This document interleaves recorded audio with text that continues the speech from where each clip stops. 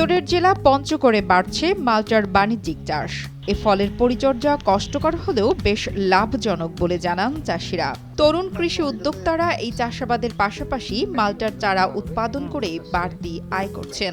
এর মধ্যে অনেকেই বছরে আয় করছেন প্রায় ৩০ লাখ টাকা।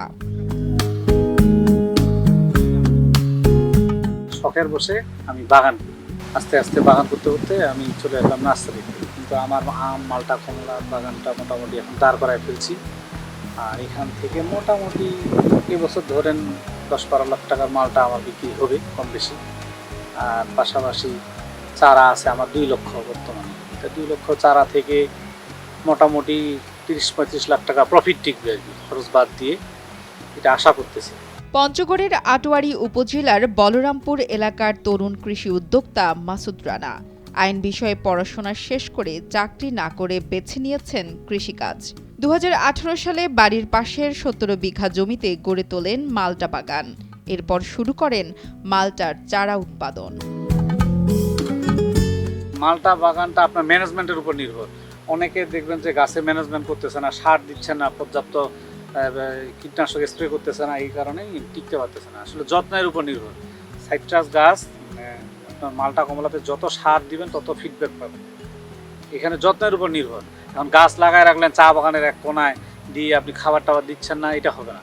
আপনাকে রোগ নির্ণয় করতে হবে, ফলের দিকে দেখতে হবে, এবং গাছের যত্ন নিলে অবশ্যই আপনি এখান থেকে ফিডব্যাক পাবেন। এবং পার একরে মিনিমাম ৭ থেকে ৮ লাখ টাকা প্রফিট করা সম্ভব মালটা বাগানে। আমরা দীর্ঘদিন যাবত এখানে চারা প্রোডাকশন করি। কমলা, মাল্টা, আম, এগুলো বিভিন্ন ধরনের প্রোডাকশন করি। এখান থেকে চারা সারা বাংলাদেশ সাপ্লাই হয় এবং বিদেশি রপ্তানি হয়। চারা প্রোডাকশনে লাখ লাখ চারা প্রোডাকশন হয়। এখানে মনে করেন যে ভালো জাতের, উন্নত জাতের ফল। অন্য জায়গার চেয়ে বাগানে অনেক ভালো চারা করি, আমরা অনেক চারা নিয়ে যাই, ফলমূল খাই, অনেকটাই ভালো লাগে বাগানে।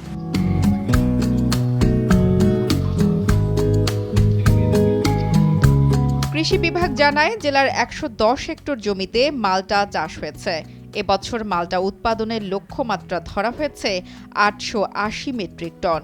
এখান থেকে নতুন নতুন জাতের মাল্টা চাষ করা হবে। এসব উদ্যোগ বেকার যুবকদের কর্মসংস্থানে ভূমিকা রাখবে বলে জানান কৃষি কর্মকর্তা। আমরা চাষিদেরকে কৃষি সম্প্রসারণ অধিদপ্তরের পক্ষ থেকে টেকনিক্যাল যে সাপোর্টগুলো আছে সেগুলো আমরা প্রদান করছি। আশা করা যাচ্ছে আগামীতে আমাদের এই পঞ্চগড় জেলায় কমলা, মাল্টা, বিশেষ করে সাইট্রাস ফসল চাষে বিপ্লব সাধিত হবে এবং দেশের অর্থনীতিতে একটা বড় অবদান রাখবে। পাশাপাশি এই অঞ্চলের কৃষকদের দারিদ্রতা বিমোচনে সহায়তা করবে। বর্তমানে বাগানের বেশিরভাগ গাছে ফলন এসেছে। আকারে বড় ও রসালো মাল্টা শোভা পাচ্ছে গাছে গাছে। বছরে প্রায় ৩০ লাখ টাকা আয় করছেন এই তরুণ উদ্যোক্তা। এছাড়া নতুন করে আরও অনেকেই মাল্টা চাষে আগ্রহ দেখাচ্ছেন।